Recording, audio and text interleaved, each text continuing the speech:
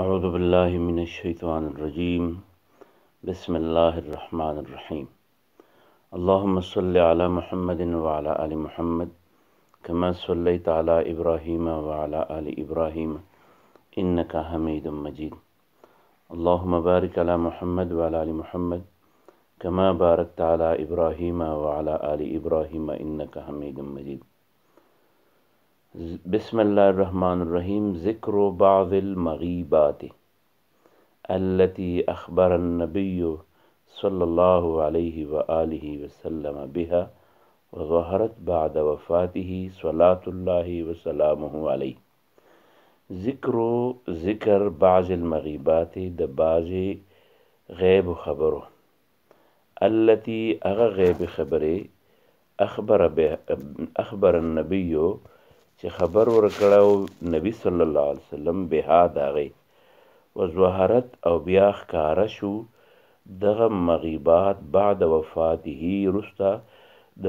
وفات داغه صلی الله علیه و آله وسلم. یو باغی کې دی قال النبی صلی الله علیه وسلم ویل نبی صلی الله علیه و آله وسلم وهو سید الصادقین او دا نبی صلی الله علیه وسلم سید الصادقین سید مشر او محترم او لیڈر الصادقین د رښتینو پیغمبرانو. نبی صلی الله علیه وسلم چې د ټولو پیغمبرانو سردار دی، سردار الانبیاء دی. هغه ویلی دی لا یزالو همیشه به من امتی زما په امت کې امتون یوه ډله قائمتون چې هغه به کلکه ولاړی بامر الله د الله په حکم د الله په دین لا یضرهم ضرر به نه رسوي دوی ته من هغه څوک خذلهم چې مقابله کوي د دې سره شرمول غواړي دی لره ولا من او نه به ضرر رسولی شي دوی ته هغه څوک خالفهم چې هغې مخالفت کوي د دې کسانو سره د ډلې سره حتی تر دې یأتیا چې را بشي امر الله د الله فیصله یعنی د قیامت ورځ وهم او دوی به علی ذلک په دې طریقه باندې قایم ولاړي. نبی صلی الله علیه وسلم ویلو چې پخواني څونه پیغمبرانو د هغې امتونه به څه ورځې بعد استه دین اسلام به د هغې تعلیمات به ګډوډ شو او بیا به په هغې باندې مضبوط خلک ولاړ نه و. زما په امت کې به داسې یوه ډله په هره زمانې کې موجود دی چې هغه به خپل جان مال تن من دهن دا ټول به د الله د دین دپاره قرباني کوي او د الله دین چې دی هغه به مستقل هغه محفوظ ساتي. قال النبی صلی اللہ علیہ وسلم کہا نبی صلی اللہ علیہ وسلم نے فرمایا نبی صلی اللہ علیہ وسلم نے وہ ہوا اور وہ نبی صلی اللہ علیہ وسلم سید الصادقین وہ سچے انبیاء کا سردار ہے. لا یزال ہمیشہ ہوگا من امتی میری امت میں سے امتن ایک امت قائمتن جو مضبوط کڑی ہوگی بے امر اللہ اللہ کے فیصلے پر لا یضرهم ضرر نہیں پہنچائے گا اسے من وہ لوگ خاذلہم جو اس کا مقابلہ کرے ولا من اور نہ وہ لوگ خالفہم جو اس کی مخالفت کرے حتیٰ یہاں تک کہ یأتیا آ جائے گا امر اللہ اللہ کا فیصلہ یعنی قیامت کا دن وہم اور یہ لوگ علی ذالک اسی طریق پر قائم رہے گا. وقال النبی صلی اللہ علیہ وسلم اولی دی نبی صلی اللہ علیہ وسلم یکون یبا فی آخر الزمان پا آخر زمانے کی دجالون دجالان خلق دجال دجل پریب توی او دجال هغه چاته وي چې هغه دروغجن باندې مشهور دي کذابون دي او پریبکار دي یعنی د اسلامي دین د ګډوډونکو خلکو نه هغه خلک چې هغه لیډرانی د ګمراهۍ نو دې ته دجال ورته وي.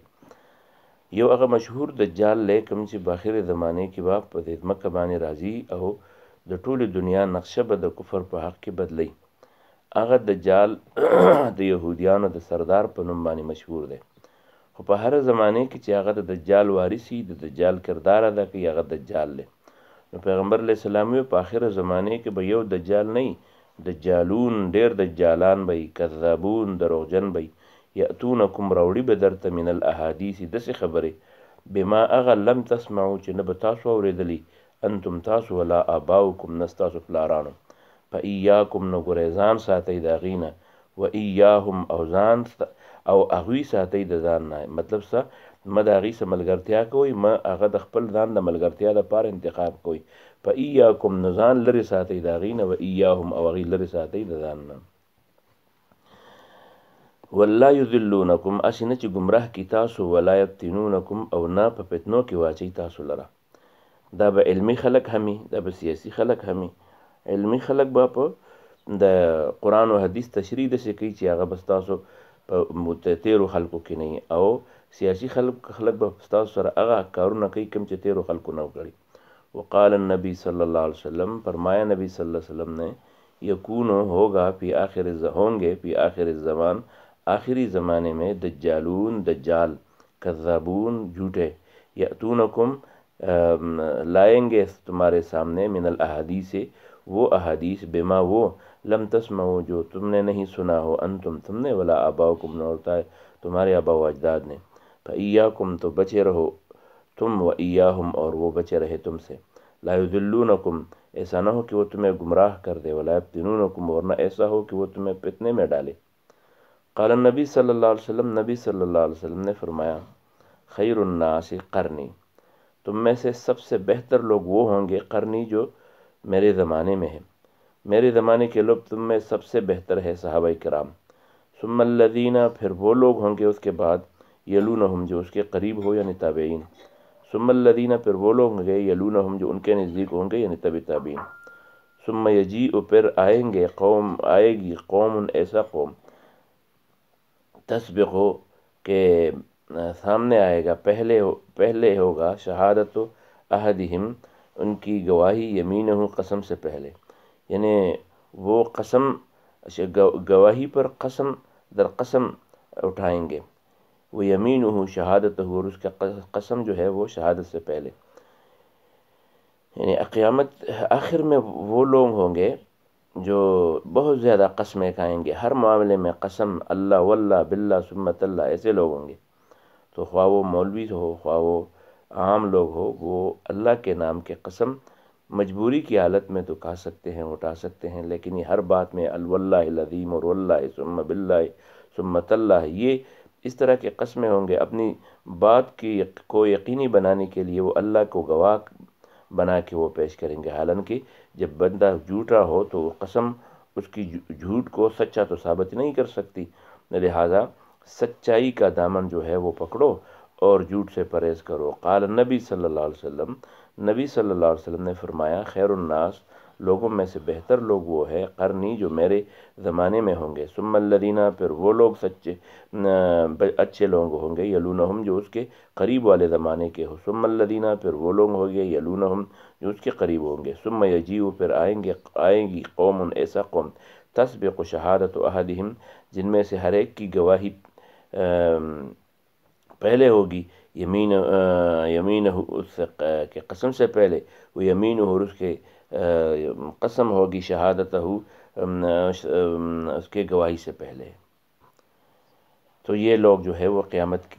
کے قریب زمانے میں ایسے لوگ پیدا ہوں گے. آج کل بھی ہم دیکھتے ہیں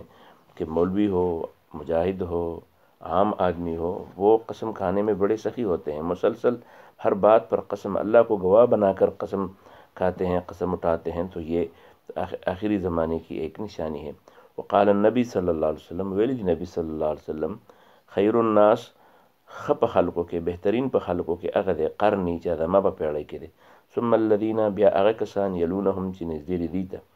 ثم الذین بیا اغا کسان یلونہم چی نزدیر دیتا. ثم یجیء بیا برادی قوم اغا خلق تسبقو چی مخی با کئی شہادتو احدہم، مخی بئی شہادتو احدہم گواہی دے یوتند دی یمینہو دا قسمنا، و یمینہو او قسم بے مخی شہادتو دا گواہینا. درم نمبر. وقال النبی صلی اللہ علیہ وسلم، ویلی نبی صلی اللہ علیہ وسلم، لیأتین راضب علی الناس فخلق زمان دسی و زمانہ، لا یبقا چپاتی بنشی احد یوتن الا مگر آکل الربا خوڑن کے دا سود بئی. یعنی پا آخر زمانے کی با دسی وقت براشی، پا خلق با دسی زمانہ راشی چی ہر سڑے با سود خوری، پا علم یأکل ہو کہ پا خپل سود نخوری، اصوابہو رسی بدت من بخار لگے دا گئی. یعنی پس نس شکل با دا سودی نظام دا بقا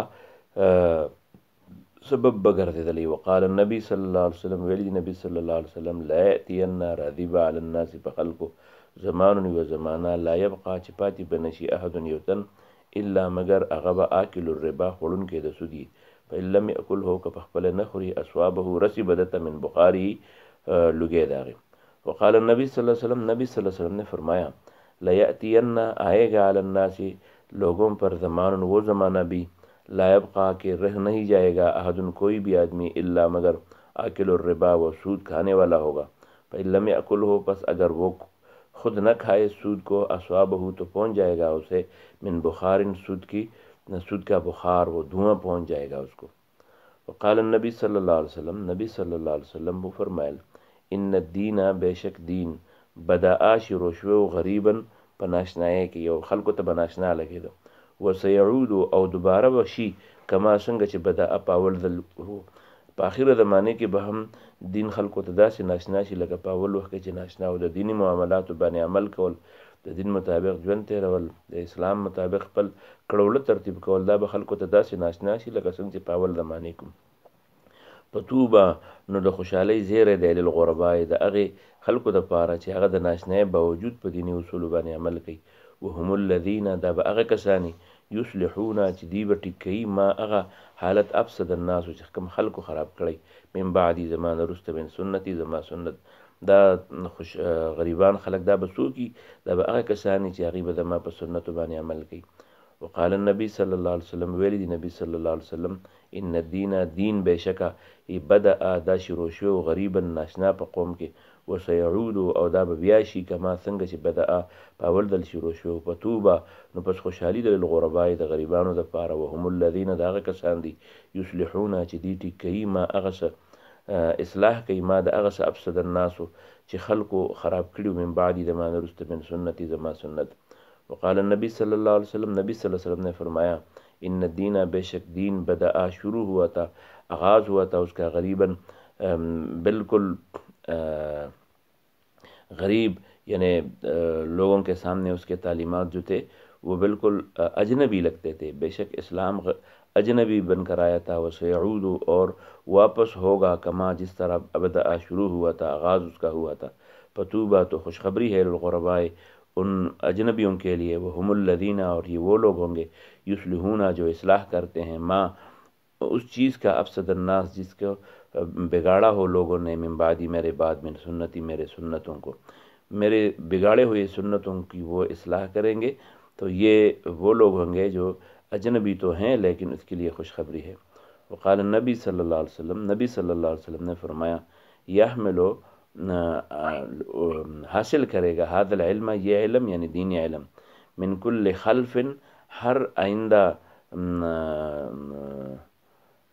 لوگوں میں سے عدول ان کے عادل بھی ینفون وہ دفع کرے گا عنہ اس دین سے تحریف الغالین غلو کرنے والوں کی تحریف و انتحال المبتلین اور باطل پرستوں کی وہ چال بازیاں و تعویل الجاہلین اور جاہل لوگوں کی وہ تعویلیں. میرے بعد اس علم کو اگلے زمانے کے لوگ ان میں سے وہ عادل لوگ جو ہے وہ اس کو حاصل کریں گے اور وہ اس دین سے غلو کرنے والوں کی تحریف اور باطل پرستوں کی چل بازیاں اور جاہل لوگوں کی وہ تعویلیں وہ دفع کر کے اس صحیح اور خالص دین کو لوگوں کے سامنے پیش کریں گے. وقال النبی صلی اللہ علیہ وسلم نبی صلی اللہ علیہ وسلم نے فرمایا یحمل حاصل کرے گا هذا العلم یہ علم یعنی قرآن اور حدیث کا علم من کل خلف ہر اگلے والے لوگوں میں سے عدول ان کے عادل لوگ ینفونا وہ دفع کرے گا عنہ اس دین سے تحریف الغالین غلو کرنے والے حد سے بڑھ جانے والے لوگوں کی تحریف و انتحال المبتلین باطل پرست لوگوں کی وہ چال بازیاں و تعویل الجاہلین اور جاہل لوگوں کی وہ جہالتیں. قال نبی صلی اللہ علیہ وسلم نبی صلی اللہ علیہ وسلم فرمائے یحمل حاصلی بهذا العلم دا علم من کل خلق دا ہر راتن کی خلقنا عدوله عادلان دا قوم ینفون دک کیب لرکیب عنه رضی دین تحریف الغالین دا غلو کو ان کو تحریف و انتحال المبتلین او دا باطل پرست و چالبادیان و تعویل الجاہلین او اغم تعویل جاہلان. وقال النبی صلی اللہ علیہ وسلم نبی صلی اللہ علیہ وسلم فرمائے دی والذی زمانی پا اغذات قسمی نفسی چی زمان صاحب یدی دا غپلاس کی لا تذهب الدنیا دا دنیا بن ختمی گی حتی تردی یأتی چی راشی علی الناس پا خلقو یوم داسې ورځ لا یدري چې پته به نه لګي القاتل قاتل ته فیما چې ولې قتله د دا سړی مړ کړو ولا المقتول او نه به وجل شوي ته پته لګي فیما قتله چې په څه ووجلی شو فقیل چا ورته وویل کیف یکون ذلک دا چل دا به ولې کېږي قال نو پیغمبر علیه السلام ورته وویل الحرجو قتل عام وی خلق به قتل به هم ګناه نه ګڼي الحرج القاتل والمقتول فی النار وجونکې وجلی شوي دواړه به اور ته دي ځکه چې دا وجونکې په دې وجلی شوي پسې تلی و دا وجلی شوی په دې وجونکې پسې تلی و په یو بلې لاس بر شو یو یې مړ کړو یو پاتې دی دواړه اور واله دي کوم دی کې چې یو مسلمان په بل پسې توره راوالي ټوپک راوالي یو ولګي بل مړ کړي بل ولګي په ده پسې منډې وایي